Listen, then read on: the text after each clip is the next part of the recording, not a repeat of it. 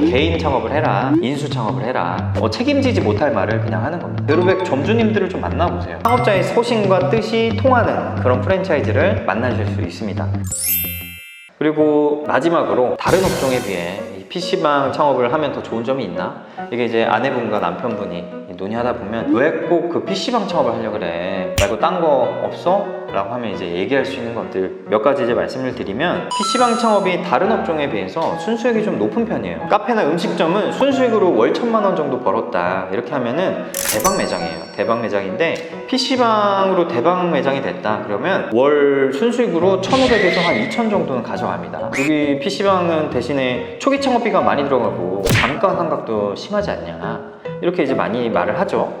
근데 다른 업종이 이제 매장 차리는데 비용이 PC방보다 적게 드는 건 맞거든요. 왜냐면 PC방은 PC라는 큰 시설들을 돈을 주고 이제 사는 거기 때문에. 근데 뭐 카페나 음식점은 그런 PC 시설이 없죠. 뭐 주방 집기 정도, 테이블 정도 이제 구비하고 들어가는데, 그렇다고 돈이 적게 들어가는 게 아니라 거기는 대박 매장 되려면 권리금 주고 비싼 상권에 들어가야 돼요. 비싼 점포, 1층 메인 자리 뭐 이런 데에 들어가야 됩니다. 그렇게 해서 총 창업비를 비교해보면 PC방과 또 별반 차이가 안 납니다. 그리고 또 이런 카페 뭐 수입 이런 데들이 1억 권리금 주고 들어가면 내가 나중에 나올 때 권리금을 받을 수 있어 라고 이제 얘기할 수 있는 금액이죠. 근데 만약에 그 자리 폐업하잖아요? 권리금 내가 주고 들어갔지만 그 권리금은 못 받죠. 이번에 이제 코로나 때 많은 매장들이 폐업을 했고 내가 권리금을 주고 들어갔지만 권리금 못 받고 나왔죠. 그런 리스크도 있습니다. 뭐 내가 주고 들어가면 무조건 받는다 이런 건 세상에 없다. PC방도 마찬가지로 권리금을 주고 들어가는 케이스는 많지 않지만 이 PC 비싼 돈을 주고 이제 들어갔잖아요. 근데 이 PC는 다시 팔 수가 있기 때문에 1억 이상의 잔존 가치는 항상 존재한다. 그래서 여기다가 이제 장사가 좀 잘 돼가지고 매매까지 한다 그러면 PC의 잔존 가치 플러스 시설 권리금에 플러스 뭐 프리미엄 권리금까지 해가지고 매매를 할 수 있게 되겠죠.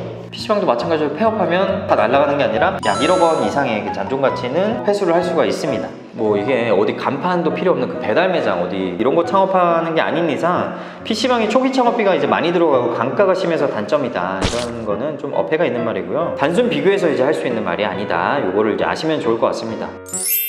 그래서 한번 PC방으로 돈 벌어본 사람들은 다른 업종 쉽지 않아요. 차라리 PC방을 2개, 3개 늘리는 방향으로 계획을 이제 세우게 됩니다. 그리고 이제 또 중요한 점, 장점이 PC방은 창업 전에 수익을 예측할 수 있는 적중률이 높은 편이에요. 이게 무슨 말이냐면, 이거 이제 전문가의 영역이긴 하지만 어느 상권에 어느 점포로 오픈하면 최소 얼마 정도의 매출을 낼 수 있다, 예상하는 걸 이제 얘기하는 건데, 만약에 그게 적중률이 높다고 하면 실패 리스크가 적다는 얘기거든요. 이게 PC방은 그럴 수 있는 이유가, PC방이라는 업종이 우리나라에 존재한 게 20년 이상 됐잖아요. 이미 우리나라에는 PC방으로 좋은 자리들은 이미 있어요. PC방으로 유명한 지역들, 뭐 돈 많이 벌었던 매장, 뭐 이런 것들의 과거의 이런 히스토리들은 전문가들은 대부분 조사를 오랫동안 했고 많이 알고 있고 건너 듣는 것도 있고 뭐 이런 것들이 있기 때문에 좋은 상권, 좋은 매장을 내가 판별할 수 있는 확률이 또 올라가는 거고, 초등학교, 중학교, 고등학교 기준으로 200m 안에는 또 우리 PC방에 들어갈 수가 없는데 이걸 정화구역이라고 해요. 이 정화구역으로 입점 가능한 점포가 이제 한정적이기 때문에 신규 막 PC방 계속 물갈이 되는 것도 문제지만 그게 한도 없이 끝도 없이 계속 들어오는 것도 방어가 된다. PC방이 있잖아요. PC방의 그 가동률을 알면 이 매장이 어느 정도 매출을 이제 내고 있구나, 이런 걸 이제 예측할 수가 있는데, 그렇게 되면 내가 여기 들어가서 어느 정도의 매출을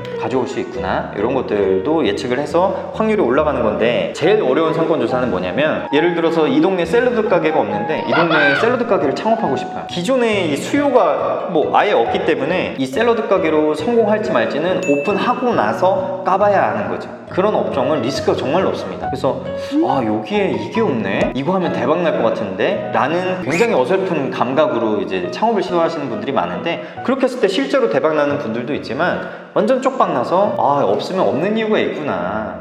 그러니까 상권조사라는 그 분야가 굉장히 전문적인 분야예요. 그래서 전문가의 도움을 확실히 받아야 되고, 그래서 이제 PC방은 이 매장들의 매출을 어느 정도 예측을 할 수가 있고, 현재 이 상권에 있는 PC방 수요를 정확하게 이제 알 수가 있는 거죠. 이제 경쟁 매장들보다 내가 들어가는 자리의 이점이 정확하게 어느 부분이 있다, 그러면 들어갔을 때 성공할 수 있는 확률이 굉장히 높고, 그 매장들을 여러 개 차려본 프랜차이즈일수록 그런 확률이 더 높겠죠.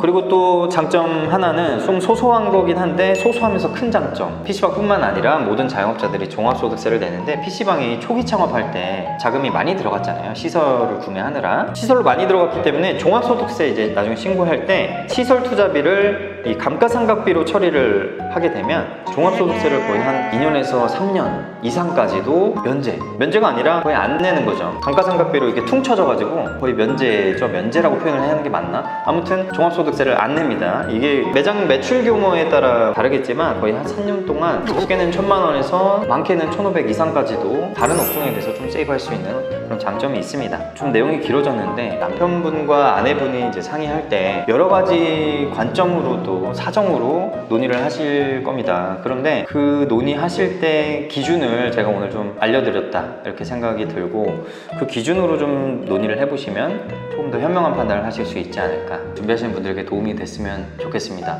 다음에 또 좋은 영상으로 찾아뵙겠습니다. 감사합니다.